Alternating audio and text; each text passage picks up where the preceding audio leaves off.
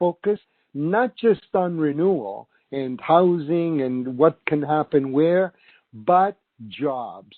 And how many jobs and what do those jobs look like, and how are the jobs connected to that growth to ensure that whatever happens here happens in a way that local people will have access to future opportunities. We've all seen what COVID is doing into the community. We have all read the newspaper. We've all read the headlines about how, conditions in different parts of the city have been impacted by COVID, how neighborhoods which, historically are poor are more affected. And we want to make sure that whatever happens here in terms of growth begins to move us away from that and begins to bring in some equity as it relates to opportunities, as it relates to jobs, as it relates to growth. So that's what will be different about this study. I hope that people sort of, open their minds to that and contribute significantly to that particular component of the study, because it's about renewal. And like we want to do, for example, what we want to do with the Metrolinx's support in terms of being able to build a hub, a community center hub of sorts to serve the community, again, with Metrolinx support in giving us those lands at Adolphus, remind me, at zero cost. That's the plan going forward. We're always going to hold folks to that commitment. So like we want to do with that, we want to make sure that whatever happens here happens with a community lens, a community focus. So with that, I will close my opening remarks, and I suspect I'll have a little something to say at the end of the meeting tonight. And I'm here to listen to what people have to say. Thank you. Thank you, Councillors. Thank you both, Councillor Pasternak and Councillor Peruzza, for your welcoming remarks. We will now turn to the presentation portion of the evening. An accessible PDF version of this presentation will be available on the project website after this meeting. Zara and Dan, over to you.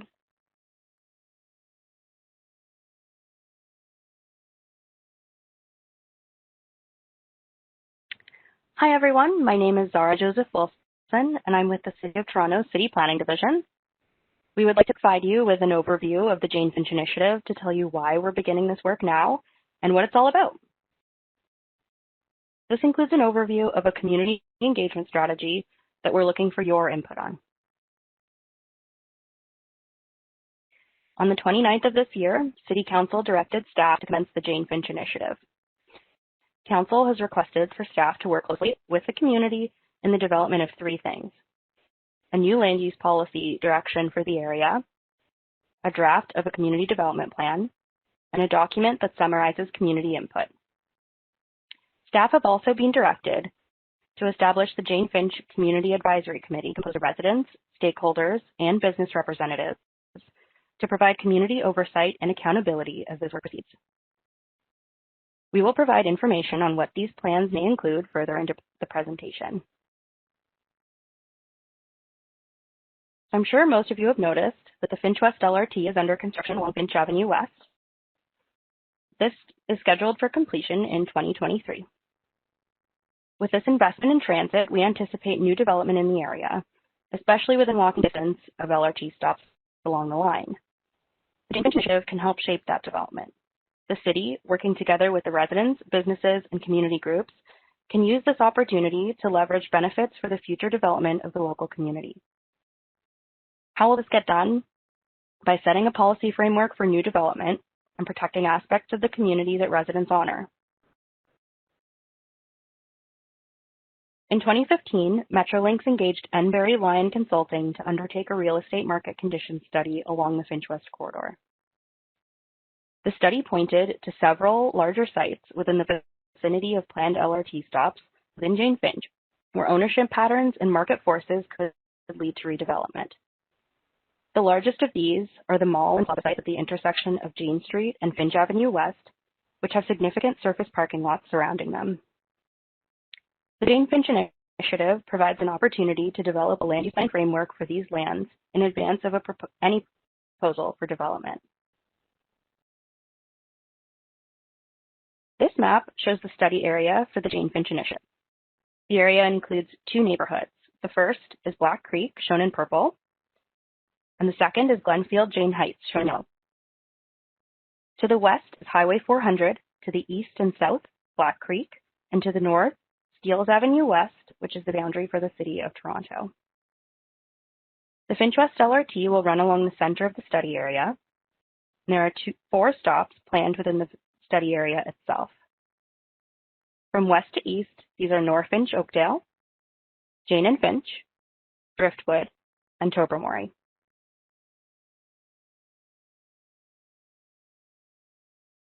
Hi everyone, my name is Dan Rosen and I'm with the City of Toronto's Economic Development and Culture Division, one of the 3 city divisions leading the overall Jane-Finch initiative. Within the Jane-Finch initiative are 3 main streams of work: a community development plan, an updated planning framework, and to ensure that these both reflect what the community wants to see, a community engagement strategy.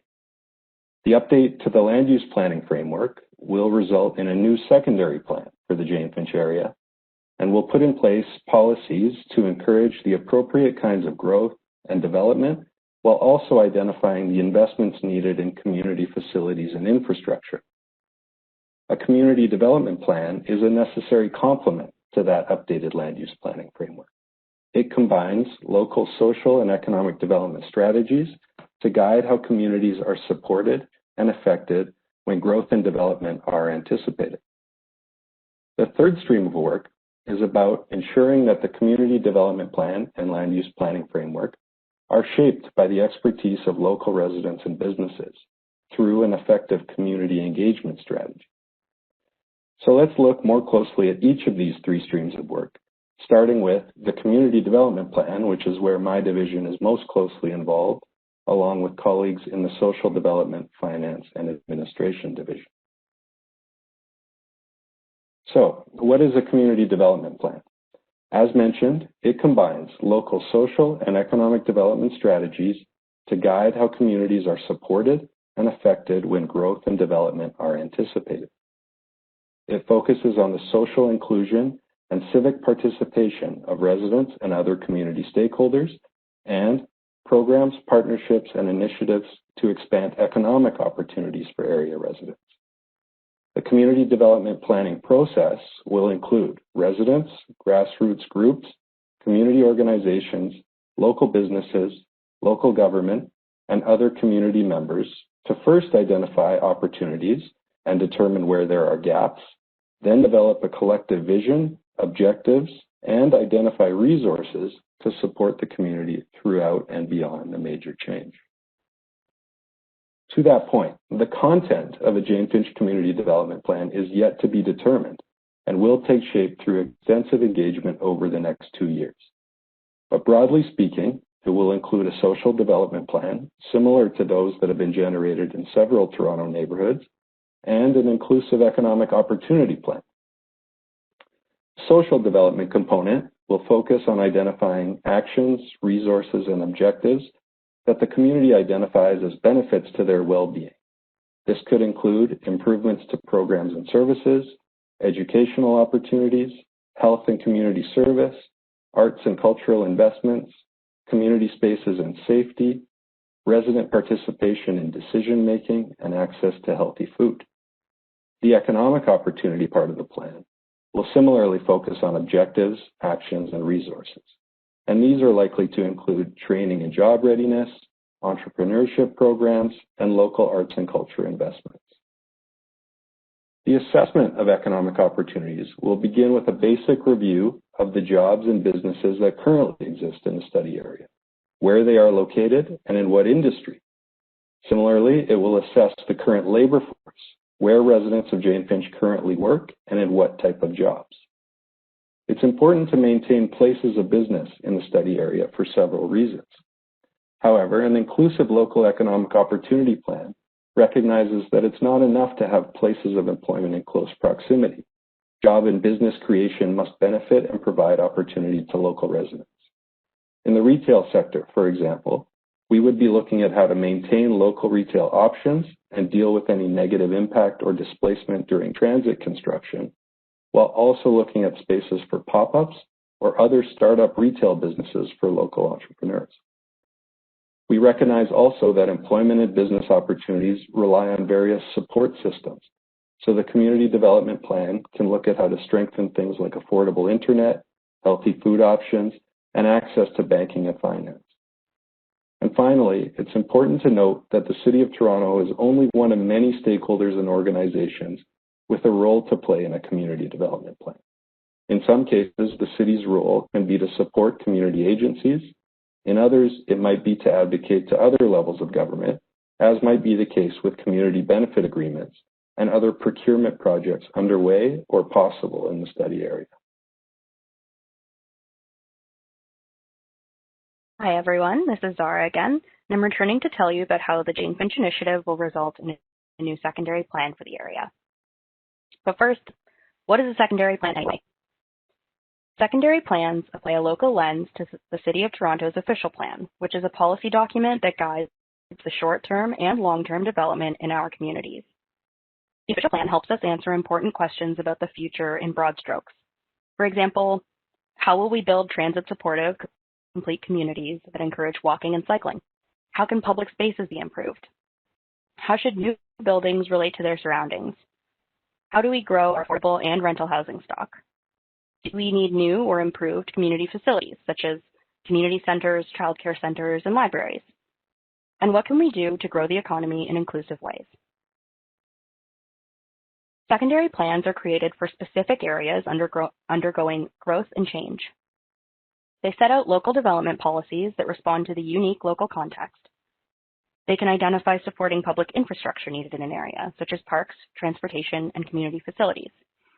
And secondary plans can address other city building issues, such as affordable housing.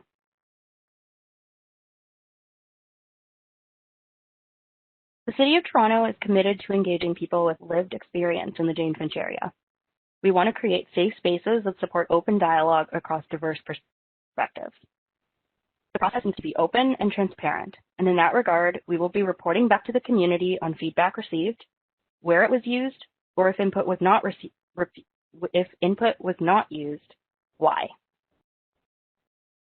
These 8 words or phrases summarize our initial guiding principles. Let us know what you think and whether we've missed anything. Inclusive and equitable, informative, trust-earning, flexible and responsive, respectful of diversity, reciprocal, valuing heritage, and meaningful. The City of Toronto's Confronting Anti-Black Racism Action Plan calls for improved engagement of Black communities and a more inclusive approach to city building. Earlier this year, city staff and Jane-Finch community leaders co-designed a set of guiding principles for the respectful engagement of Black residents and communities. The Jane-Finch initiative is also aligned with Growing in Place, a project that is researching the destabilizing impacts that transit expansion can have among African, Caribbean, and Black residents and businesses in Toronto. A key focus of our work with the Confronting Anti-Black Racism team will be to mitigate displacement of existing residents and communities as development activity increases. In this slide, I will walk you through the overall engagement arc for Phase 1 of the Jane-Finch initiative. Broadly speaking, in this first phase of engagement, we would like to hear how you would like to be engaged, learn about your vision for the future of your community, understand what community features need to be protected and honored, and develop a key list of issues that need to be addressed in future phases of work. In the summer of 2020, we paused engagement at the height of the pandemic and revisited our strategy to meet the realities of engaging in times of COVID-19. We extended our timelines, improved our online tools, and built in flexibility to allow us to be more responsive to the community. We're now in the fall of 2020 at our first public engagement. Our next big milestone is to establish the Community Advisory Committee, or CAC for short. By the end of the year, we plan to retain a facilitation team to support our engagement activities. By this week, we launched our online engagement portal called EngageTO, which will help us replicate in-person engagement activities and exercises. This platform will remain active throughout Phase 1 so that you have time to explore the website, try the different features, and share your stories, feedback, and ideas with the project team. We are also carrying out engagement in non-digital ways. For example, all day tomorrow, we will have telephone office hours where you can call in and speak with a member of the project team. Additionally, we will have all meeting materials available in locations throughout the community. In early 2021, with support from our facilitation team, we will be hosting visioning and guiding principles workshops. A DIY toolkit will help community groups and residents to organize their own workshops at a time and place convenient for them. And what we are calling a Planning 101 toolkit will be a resource to help people better understand the planning process and why it is important to get involved. In the winter, we will also be kicking off engagement related to cultural heritage, as well as engagement with Indigenous communities. In the spring, we hope to roll out some in-person pop-up engagement events, such as in malls and public spaces where people naturally gather, pending the advice of the Chief Medical Officer. To wrap up this phase, we will report back to the community on what we've heard throughout Phase 1, confirm the vision and guiding principles and key issues. The feedback and ideas received will be summarized in a Phase 1 engagement report.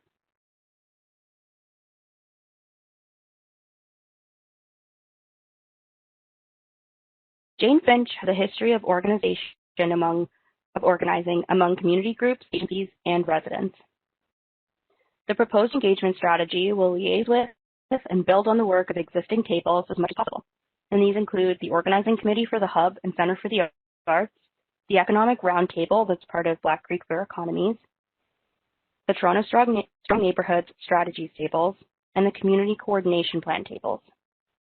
We are proposing 3 new tables specific to the Jane-Finch initiative: a Business and Landowners table, the Community Advisory Committee, and a Heritage Focus Group.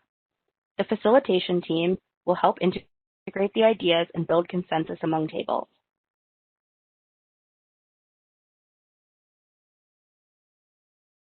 The CAC is an important component of engaging resident and grassroots community organizations. We propose that the CAC will be established through a mixed approach to recruitment. A portion of the CAC will be recruited through random selection in a Civic Lottery process. In a Civic Lottery, Canada Post will mail random households within the Jane-Finch area, inviting them to participate. Invitations can be transferred to other members of the same household. Potential candidates send their response back to the city with basic demographic information. CAC members are randomly selected from the pool of candidate respondents to create a panel that roughly matches the demographic profile of the wider population of the Jane-Finch area. Other CAC members will be recruited by posting an open call-out through existing networks in the study area. City staff will review the responses and select members from a diverse socioeconomic and demographic criteria, and/or those who are willing to share their lived experiences with the group. Members will be requested to participate if they can for the duration of the initiative until approximately December 2022, and will receive an honorarium for their participation. This slide shows the landing page for our EngageTO virtual consultation platform. The platform is now accessible through our webpage, toronto.ca/Jane-Finch. It functions as a virtual open house, a fully interactive format that can capture community input on content. We invite you to visit the page where you can, to view a recording of this public meeting, provide input on presentation boards, post a photo or video to share your lived experience through the My Jane-Finch Story feature, drop a pin up to show us your favorite places in the community as well as places to honor, and provide your input on the vision statement and guiding principles for the plan.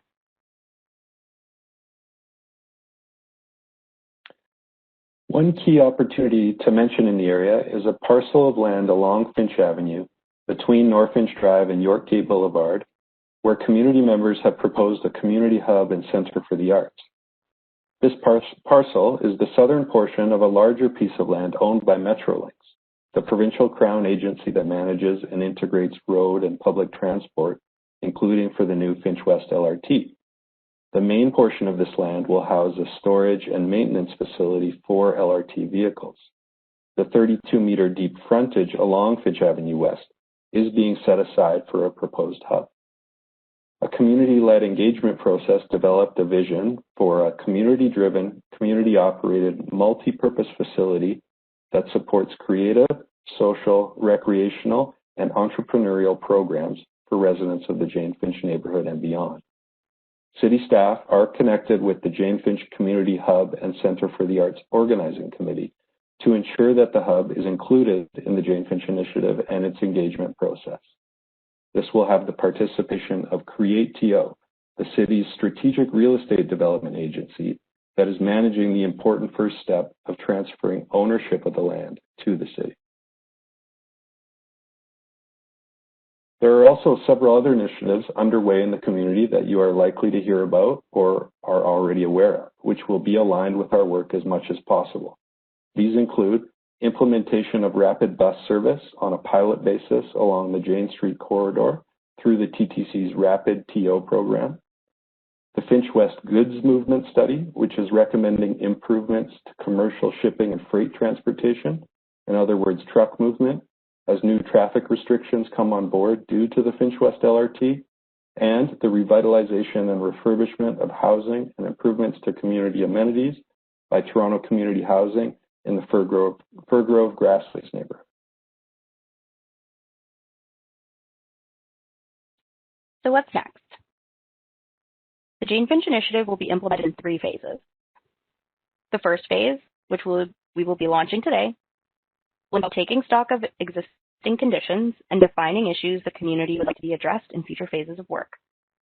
In phase 2, we will move into policy directions and assessing various options. It may also include quick start projects to address immediate concerns. And in the final phase, a community development plan and secondary plan will be developed in final form with the community and ultimately presented to City Council for approval. And that's it for the presentation portion of the evening. We look forward to your questions and feedback. Lillian, back to you.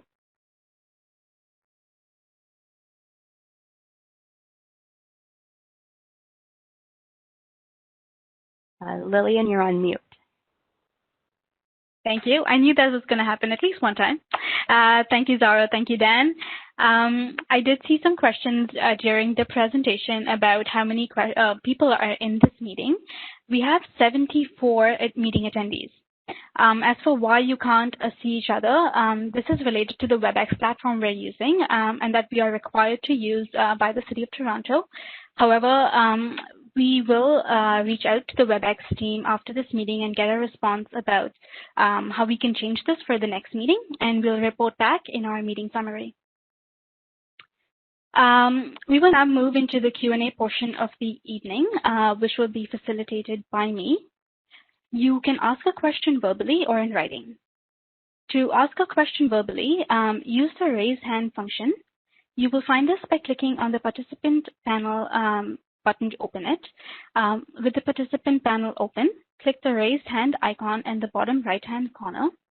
As the facilitator, I will monitor any raised hands in the order that they arrive, and when it's your turn, I will unmute you so you can share your question.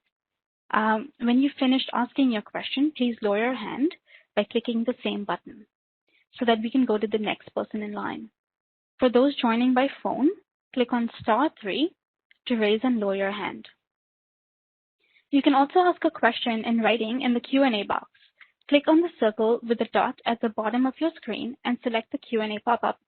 It looks like a question mark with a square and it has the letters QA. Type in your question and be sure to address it to all panelists by clicking the drop-down menu at the top. I will read aloud your questions to staff. In case we don't get to all questions by the end of this meeting, they will still form part of the meeting record and will be answered in writing in the meeting summary that will be prepared by staff.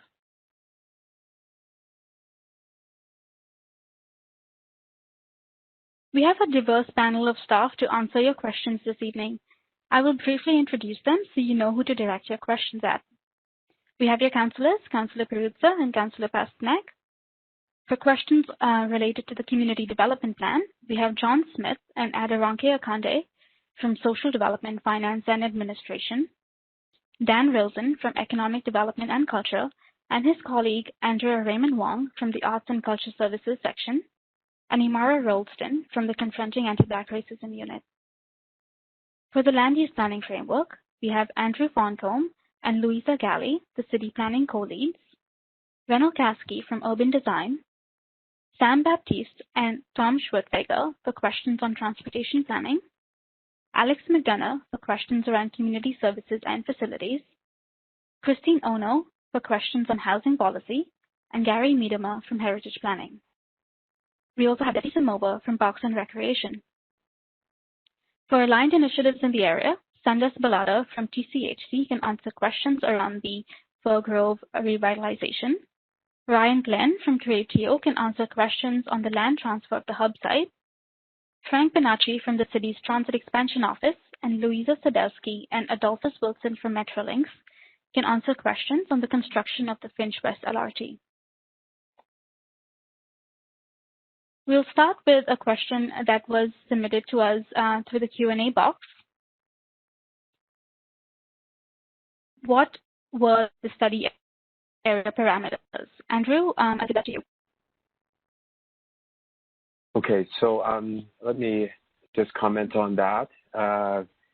The study area for the Jane-Finch initiative includes two areas. The first is Black Creek, which is north of the Finch West corridor, and the second is Gunfield Jane Heights, which extends south from Finch West down to the Humber River. So basically, we've got the boundaries being Highway 400 on the west, the boundary of the city of Toronto to the north, and then Black Creek, which wraps around the eastern portion of the study area and down to the south, and then across on Shepherd, where the golf course is. It's quite a large area. That will be our study area for the purposes of the community development plan, and when we look at community services and community facilities, the area for the secondary plan may be a tighter area, because usually we will set those boundaries based on where we want to set policy related to where growth is going to go.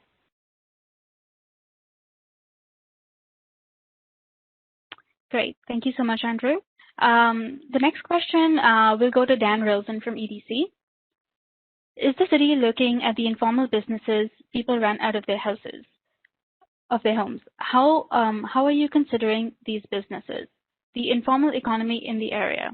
Are you considering that housing also provides space for at-home businesses? Yeah, thank you. That's a great question. So, we would very much like to consider the informal economy in kind of the assessment of the current local economy that I talked about. We would tend to rely on business surveys and census and labor force survey information on the labor force side that wouldn't necessarily capture informal economy or businesses being run out of people's homes.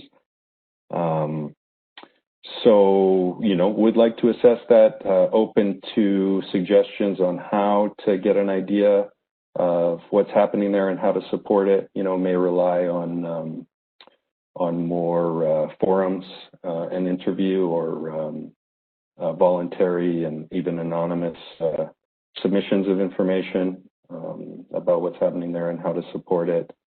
Yeah, and I would say in terms of considering that homes can be also where people are running businesses from. I think COVID, for a lot of people, even employees of businesses, people are increasingly working from home. And so broadband, the access to internet to residences is kind of a key piece of the infrastructure that we'd be looking at that I think would also likely be important for informal businesses. Great. Thank you so much, Dan. We'll now go to a live question and using for those who have used the raise hand function. So the first question will go to Sam Tekel. I'm so sorry if I mispronounced that. Sam, you've been unmuted. Go ahead. Thank you so much, Lillian.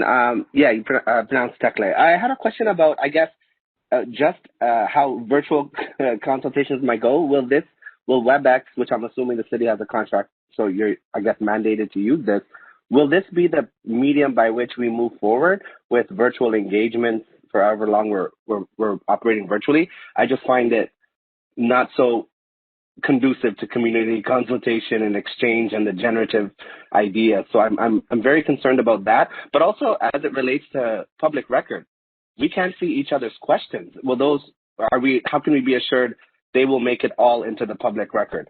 And lastly, I think we might concern ourselves with the usage of Jane-Finch corridor as it relates to Peter McLaren's book Cries from the Corridor. It's really a derogatory term many in the community probably don't find useful. We are usually scared of corridors, right? They're not these welcoming, loving community hub centers that we want to build in Jane-Finch. So I would caution all of us and our elected city councilors to avoid usage of that term. Thanks.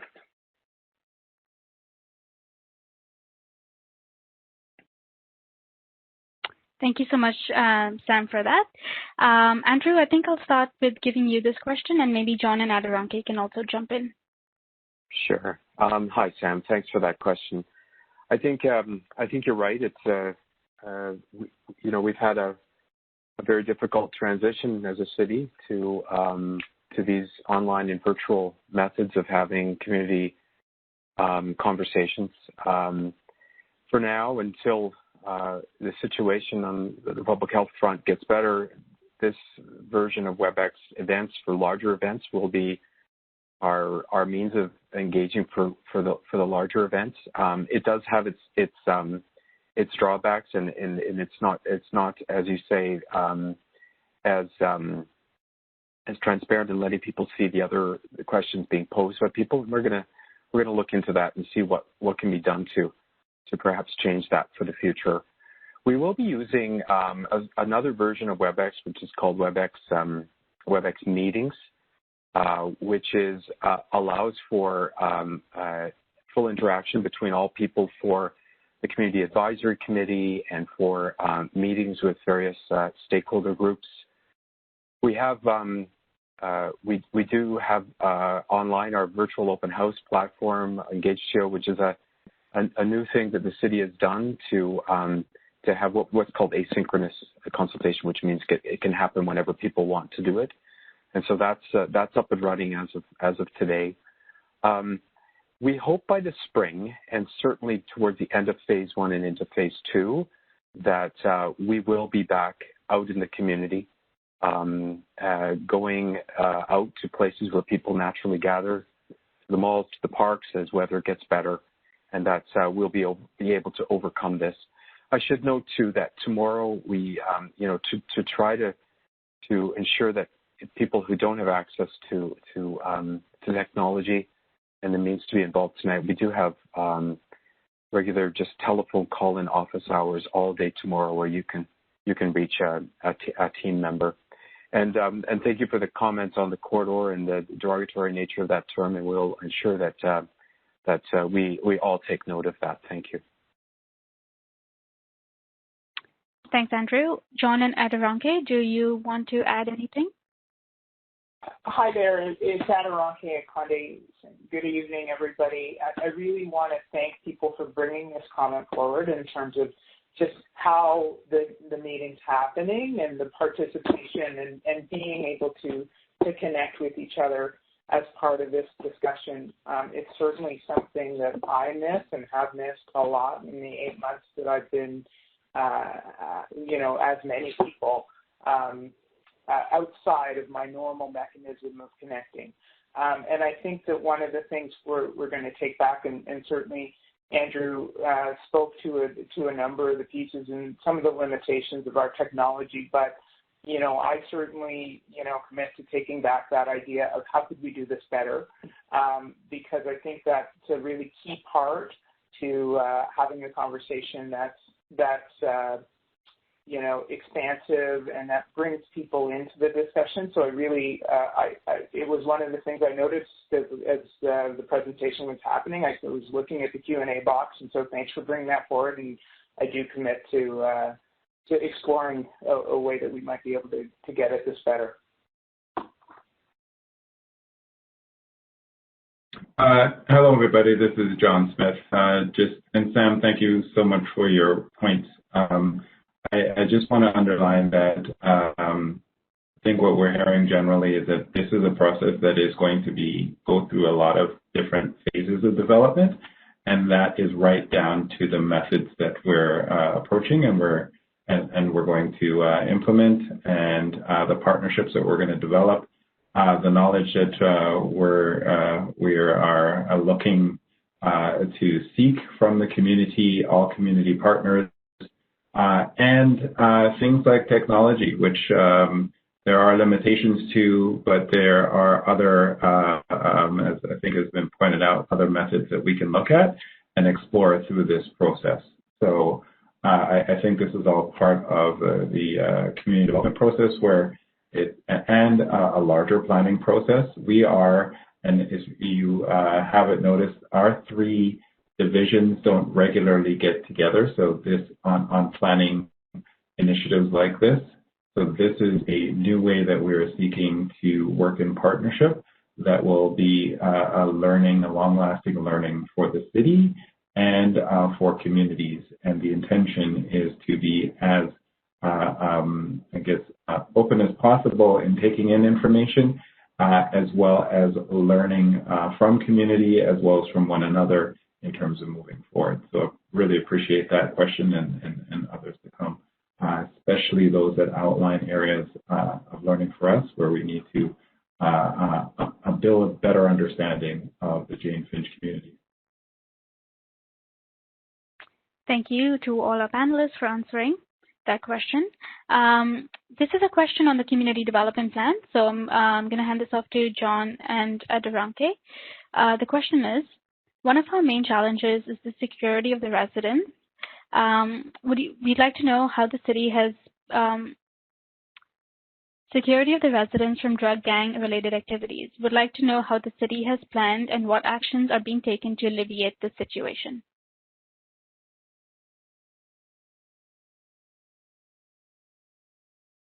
So I'll go first, and Adoranke, if you can follow up. I think when it comes to community development plans, the opportunity is to not only highlight issues that are regularly impactful on everybody's lives, especially the more vulnerable residents of community, but to look at how we can have long-lasting approaches and investments to help to support community, not only over in 20 years, but other approaches that can be utilized in a shorter time. And from my experience in other communities, and I just want to say this is not about saying the answer is going to happen in 2 years or 3 years or 5 years. This is basically acknowledging that a lot of change and a lot of investments need to happen in areas of well-being, including community safety. It's an area that comes up a lot in communities, and especially the need for long-term investments, not only in terms of programs, but also in terms of supports for community residents. And a plan like this, especially a community development plan, can put those ideas forward and build consensus with community members. But I also want to acknowledge that there's ongoing investments through, different units of the city. Community safety and well-being unit is within the Social Development Finance Administration Division, and there's learnings that could come from this process that impact and influence are present, not only staffing but other investments in the community. Adoranke, you want to add? Yeah, thanks for that question. And I would just to add to John's point, I would say that, you know, one of the pieces that we've looked at with other community development plans is this idea of what's happening in kind of the short, medium, and long term, and really looking at specific actions that could be taken so that the plan has a number of ways forward. It's, you know, there's sort of you know, the mom and apple pie approach to community development plans where everything is so high level that it's sort of like, well, who could say no to that? And I think that one of the pieces that we've really done lately in some of the more recent work around community development plans and social development plans is taking it to something that's much more specific. So in this case, looking at community safety in the specific, like what is it that can happen in the short term, medium, and long term in terms of resident security and things like that. So I think, you know, that's part of what gets defined in the plan process and in conversation and consultation with residents and other stakeholders, so that we're really building a plan that's specific to the area and not just, you know, the thoughts of and people at City Hall. That to me is really critical. So I hope that answers or provides a little bit more information to that question. Thank you, John. Thank you, Aderonke. We'll now go to a live question from a call-in user. So I will now be unmuting you. Please go ahead and ask your question.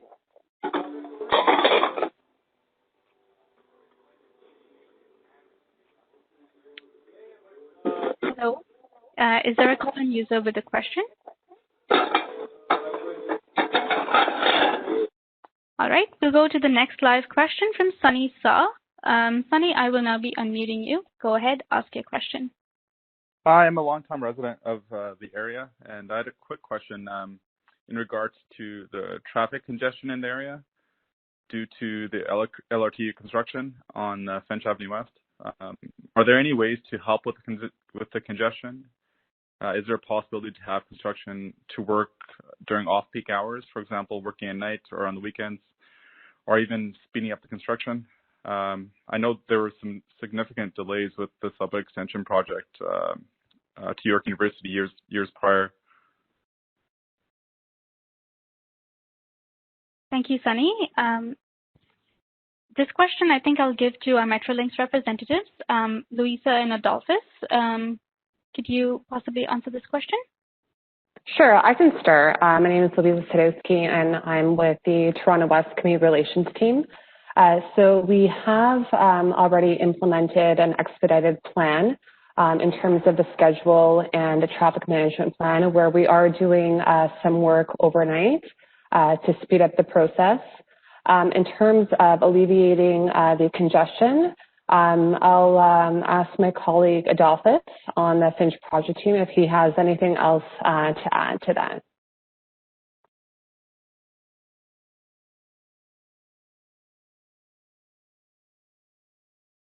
Hello, good evening, everybody. My name is Adolphus Wilson, and I'm the project manager with the Finch West LRT. I have to be very honest in responding to your question. The vicinity around the Jane and Finch area, as you can see, is exactly where we are having the MSF built, and that is more or less the core of the entire project. That's the heart of the project. We need to ensure that we have that building ready to receive the trains for testing. And when the trains arrive, we'll have to test run them between Jane and Sentinel for a number of hours before they could be certified ready for use. So as you can see, work is going on at that particular intersection, York Gate, North Finch, and Jane, simply because that's the heart, the hub of the project to receive the vehicles. In terms of what we can do, I'm sure you are aware that we accelerated the replacement of the Highway 400 bridge we used the RBR method, which was very, new to Toronto. If I'm not wrong, the first time it was used, we cut down the time, the disruption period for several months, simply by building the structure and bringing it in place only for 2 consecutive weekends. Unfortunately, the work that is happening around the MSF cannot allow us to do that. So that's why we will have to appeal to you guys to just bear with us. We cannot close Finch entirely because it's the main line that runs. Sorry.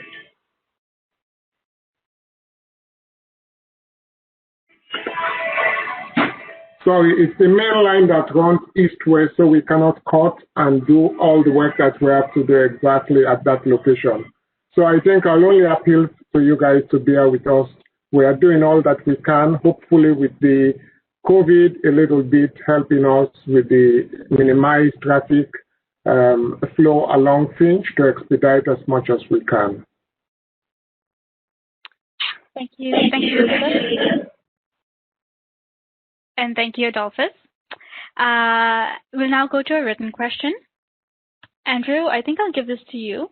Can you cover off again how to join the Community Advisory Committee? And can you also talk more about how the members of the Advisory Committee would be recruited? In addition to the lottery, how would the other members of the CAC be recruited? Sure. Thank you, Lillian, and thanks for those questions. I think I want to start by saying that we haven't made a decision yet fully on how to constitute the Community Advisory Committee, and actually through the process that we're launching today, we'd like to have your advice. Our initial sense is that we need the group to be about 30 people to keep it manageable. And we would like the group to be as representative of the community as possible and the voices of residents. There will be other, we will be having other stakeholder groups for business owners and for the larger landowners. We will also be having a heritage focus group. And of course, we will still be working closely with the larger sort of leadership initiatives in the community. The Economic Roundtable, the Toronto Strong Neighborhoods tables, and the Community Coordination Plan table, which are the agencies. But let me come back to the Community Advisory Committee. The first method, as was mentioned, is going to be by way of Civic Lottery. The Civic Lottery is a way for us to achieve a couple of really important things. It will allow us, first of all, to put out a sort of a random call where it goes out to every household in the study area would be invited to volunteer to participate. And then those that respond would be there would be certain questions asked around key demographics, of which we would match those according to the profile, demographic profile of the community, and then randomly we would be selecting residents to ensure that that is fully representative. So that's we're proposing that to be 10 of the 30. The other 20 in the group, and I think this is what was being asked. We would like to have maybe 3 to 7 representing other parallel initiatives that are working in partnership with the city or are working on community-based initiatives that are would align with this work. 10 members would be from those that tend to be underrepresented in city processes, as they normally are happening in the way that we traditionally engage. So we have the voices at the table.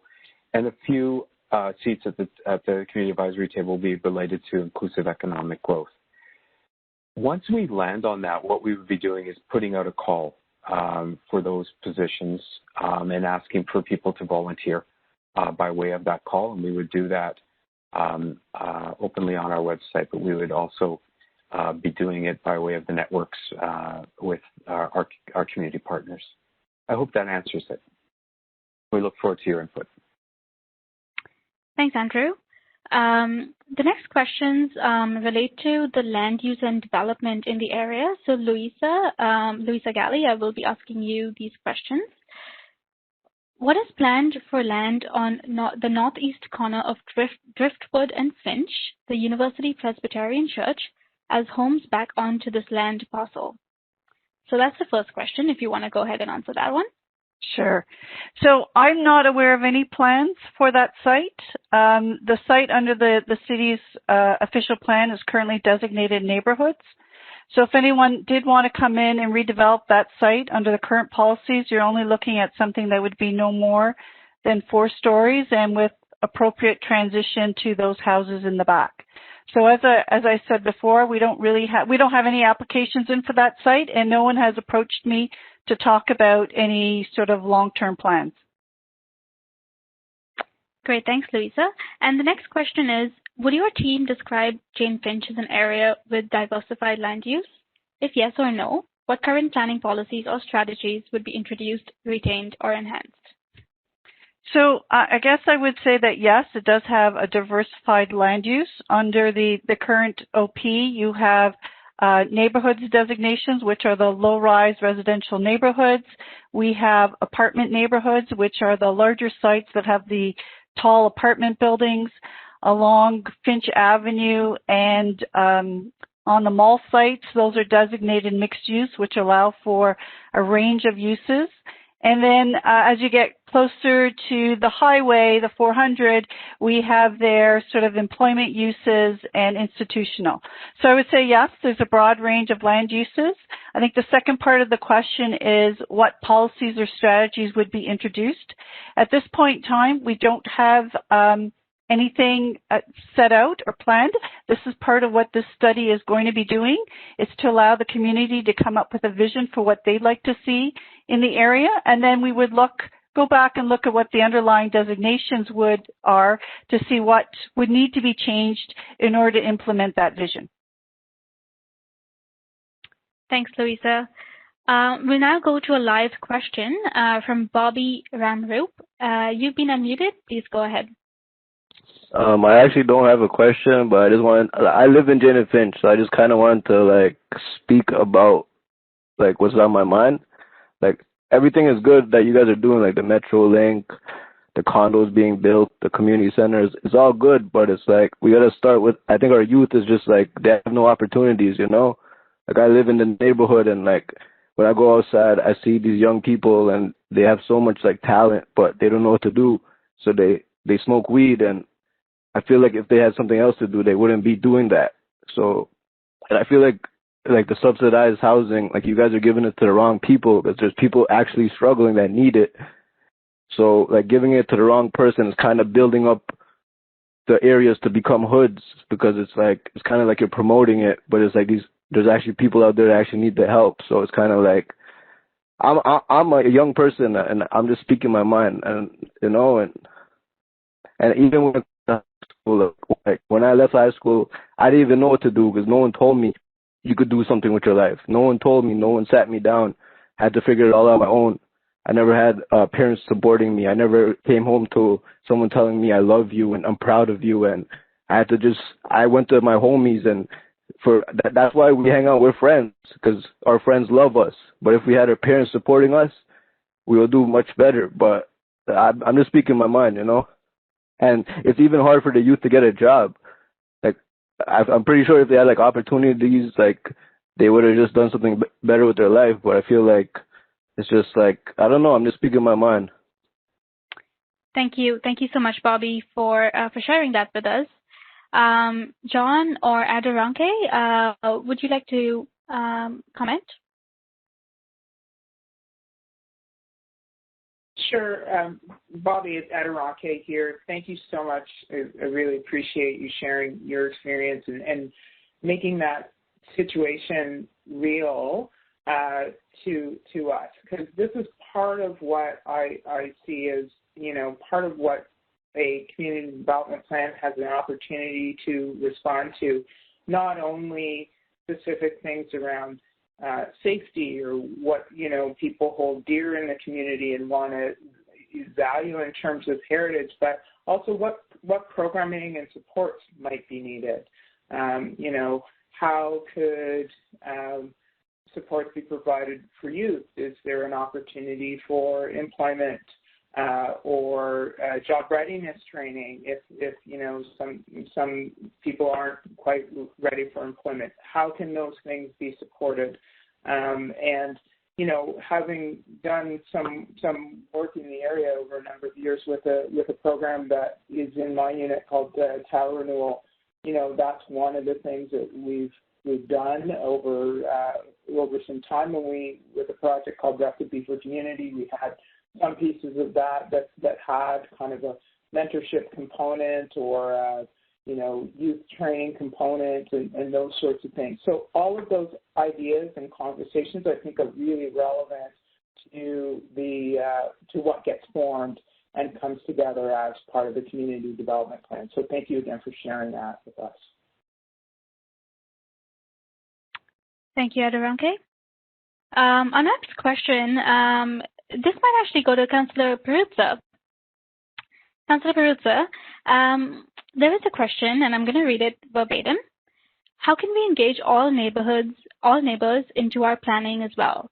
York Centre's Senior Steering Committee tried to connect with Councillor Perruzza's office several times, yet never ended up having an information meeting until now. Councillor Perruzza? Yeah, thank you.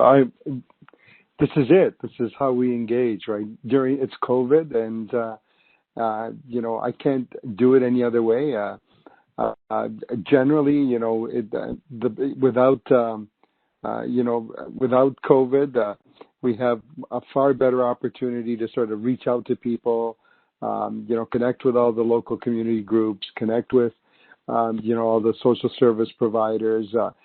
Send out information pieces either through email or paper, followed up with, phone blasts about meetings and so on. So you try this engagement. I'm not aware of the phone call to the office. I don't know what happened there. I'm sure that somebody will call me at the end of the meeting from my staff and talk about that element of it. But that's how we try to engage.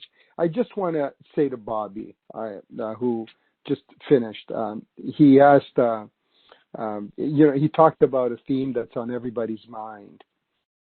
And what I want to say to Bobby is this. That's what this exercise is about. It's about how do we transform the community? How do we take those socially isolated housing complexes where you get everybody to sort of in the same condition to live with everybody else in the same condition. And that's who their friends become. That's who their peers become. How do we mix that up so that the less fortunate have an opportunity to engage with the more fortunate and have an opportunity to develop those friendships? So how do we take some of these neighborhoods and mix them up so that that kind of, mentoring, that kind of peership that Bobby was talking about happens. So this is it. This is the engagement. This is how, we sort of, kickstart that process on how we transform the neighborhood, but how we transform the neighborhood culturally as well. So at the end of the day, the only thing left for a young guy to do is to, go smoke up somewhere, as you correctly pointed out. So I'm hoping that this is part of that grand plan. Thank you, Councillor. Our next question will be for Louisa Galley. The question reads, after the transit expansion construction is complete, what is the next major land development going to be? That is the Plaza at Petrocan, Jane-Finch Mall, or York Cape? So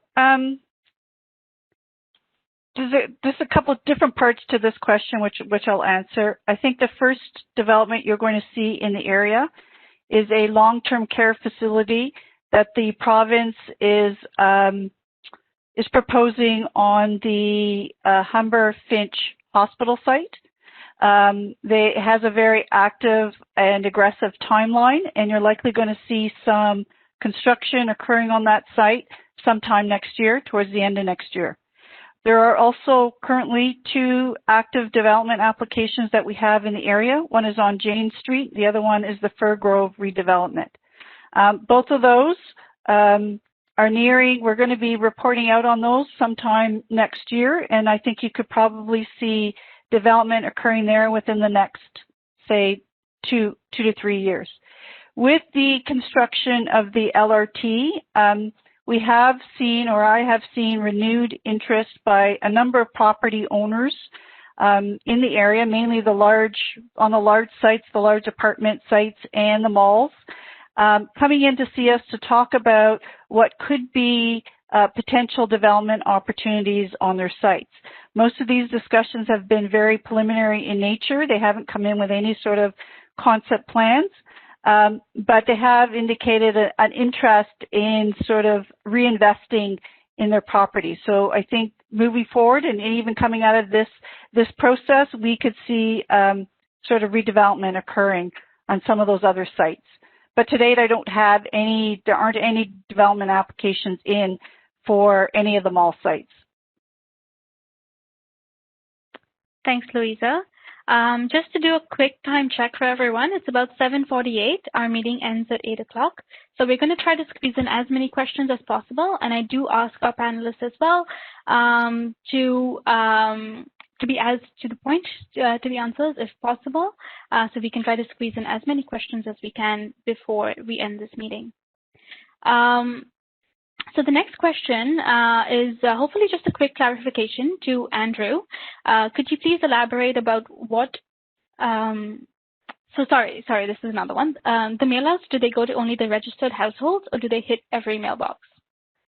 Thanks, Lillian, and thank you for that question. The short answer is that it goes to every mailbox.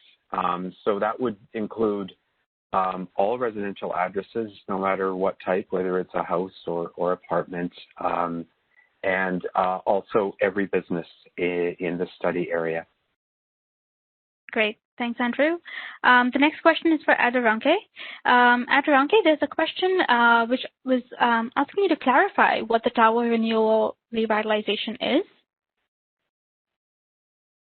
Sure. Thanks for that question. So basically, I'm heading up a unit called the Tower Neighborhood Revitalization Unit.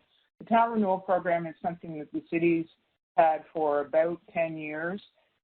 Basically, it's a program that helps to support improvements and action in the city's roughly over 1,000 older apartment towers. And there we're talking about, we call them towers because they're high-rise buildings generally that we look at. And that's a range of programs, whether it's supporting community safety audits, engagement type opportunities in community events, or working with the building and on improvements.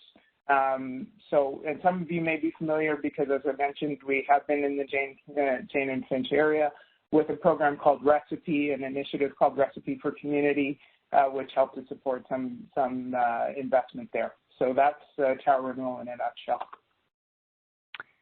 Thanks so much, Aderonke. The next question is for Louisa Sadowski from Metrolinx. Louisa, the question reads, during the development of the Metrolink stations, how many jobs were given to the residents of the area, and how many jobs will be awarded to the local residents after the completion of the project? That's a great question, and a great question for a community benefits specialist that would have the exact stats for the numbers. I don't recall exactly how many, but I believe it has been close to 100. I'll have to confirm and get back to you. I think the easiest would be if you emailed our team at torontowest@metrolinx.com so we can make sure we get that answer back to you. In terms of business support and procurement and getting jobs on the project, I did want to highlight an upcoming event that we have planned for December 11th. I noticed that Councillor Peruzza also shared it on his Twitter. You'll also be able to find it on our Twitter at Finch West LRT. It's happening on December 11th from 7:30 to 10:30. It's an opportunity to get an update right from our constructor Mosaic about all the upcoming opportunities for jobs and businesses on the project. And I think that's also a great opportunity to also ask about those numbers as well. They will be in a better position to answer how many jobs were given to subcontractors up until now, and how many they envision to hire for the remainder of the project as well. Thanks for that, Louisa. Our next question will go to Andrew. What specific plans are in place and proposed, and is the budget allocated?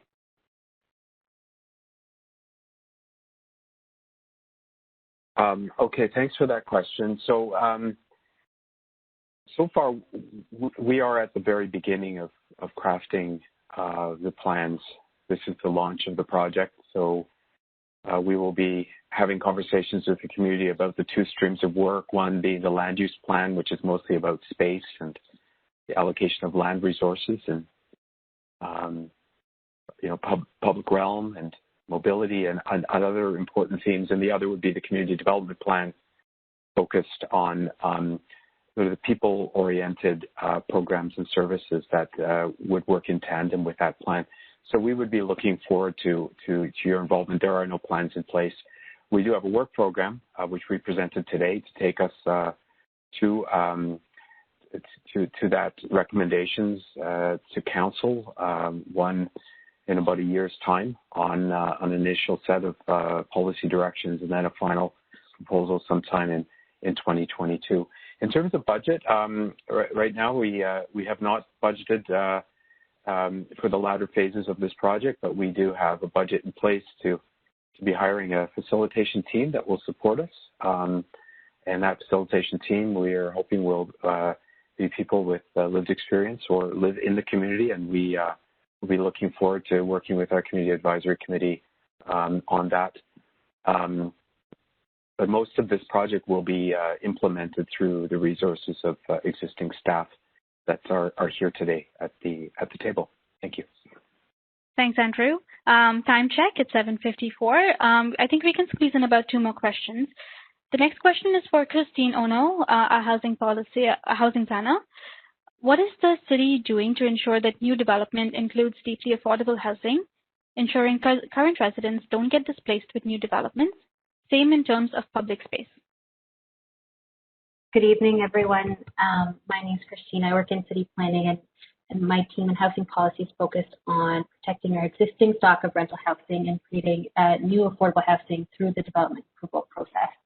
So we do have some existing policies in our official plan to protect our existing stock of affordable rental housing. It's called our rental replacement policies, which kicks in when a developer is proposing to demolish 6 or more existing rental units. So here we require like-for-like replacement of the existing rental housing and support for tenants, including the opportunity to return to replacement rental housing at similar rents to what they're currently paying right now. We also have similar policies in our official plan to address the loss of dwelling rooms, which we know are some of our most affordable housing stock in the city, and to similar policies for social housing development. I'll also mention we're out consulting right now on an inclusionary zoning policy, which would require affordable housing to be included in new developments in areas around transit stations. I'll note the Jane-Finch area hasn't been identified as an area where inclusionary zoning would apply right now as part of the draft policy.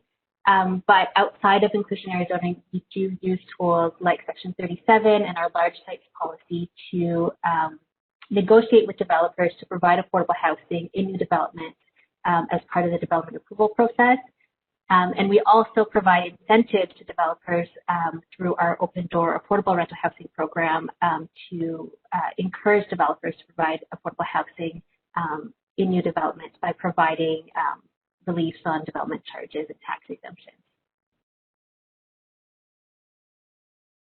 Thanks so much, Christine. Reynold, do you want to speak quickly about the public space aspect of this question?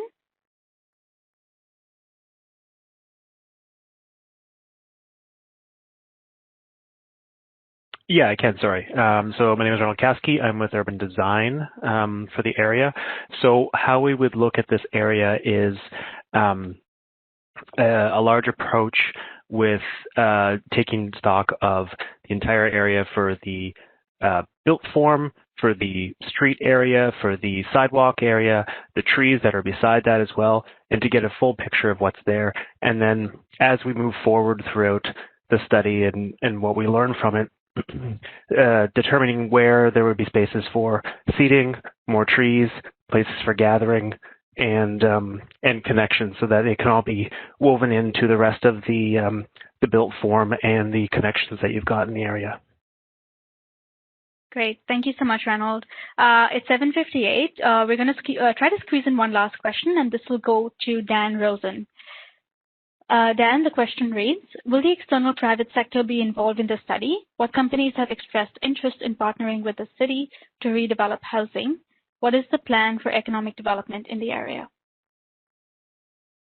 Okay, thanks. So I won't be able to speak to the companies that have partnered with the city to develop housing, but yeah, on the Inclusive Economic Opportunity Plan, there will be extensive outreach and consultation with the private sector, with businesses, employers in the area, large and small, and in different industries, to get a sense of their plans for the future, their history and willingness to engage with local community and hiring, and to get a sense of what employers are looking at as we maintain that mix of uses and employment right within the study area. Great. Thank you so much, Dan. So we tried to get to as many questions as we could in the hour that we were, in the time that we were given for this meeting. However, we have recorded all of your questions and your comments. And if we didn't answer them verbally during this meeting, we will respond to them in writing in the meeting summary. So they have all been recorded, and we will respond to them through the meeting summary that will be shared with the meeting participants. So that concludes the question and answer period for tonight. On behalf of the project team, thank you for taking the time to listen to this presentation and providing your ideas and feedback to us. We certainly have a lot to think about, and we are also going to endeavor to make this a better experience in terms of a virtual consultation for the next time, and we will reach out to the WebEx team to do so. We hope that this is the beginning of many more conversations with you, and that you do stay engaged in this process. If you have any additional feedback or comments after tonight, please reach out to the project team. And if we miss an opportunity to better communicate with you, please do share your feedback with us as well. Thanks for spending your evening with us, everyone. You can also, if you're interested in receiving more updates on Project Milestones and future community events, sign up for our e-updates at toronto.ca/Jane-Finch. Thanks, everyone. Good night. Good night, everybody.